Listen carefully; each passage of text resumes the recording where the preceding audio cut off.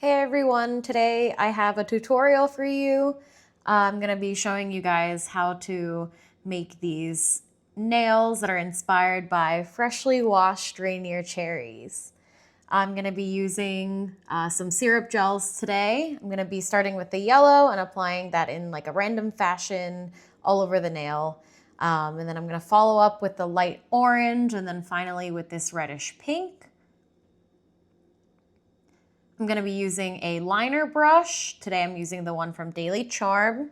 And I'm going to blend those colors together, kind of feather them into each other to create the surface of the cherry. After I'm done blending the colors together, I'm going to give that a cure, and then I will be wiping the surface down with isopropyl alcohol to remove the inhibition layer, which is really important for what I'm going to do next. So I'm going to be using this red painting gel from D-Gel. I'm going to be using it today like a patting gel. So I'm going to take this sponge and picker tool. I'm going to dip that into the red painting gel. I'm going to use the sponge to apply the red painting gel onto the surface of the nail, and it really gives this nice like gradient effect.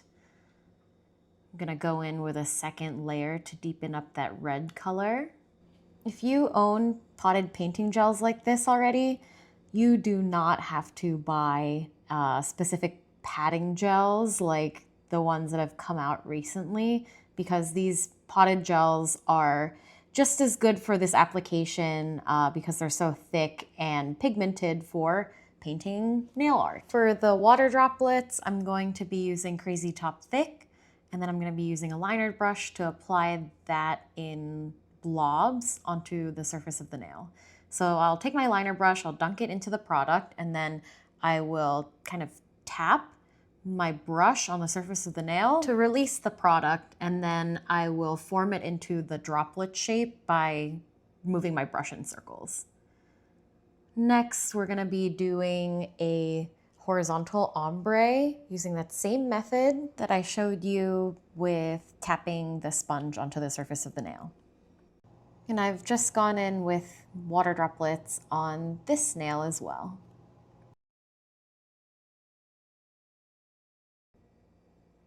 And here are the finished nails. I think they look so juicy. What other fruits should I try to make?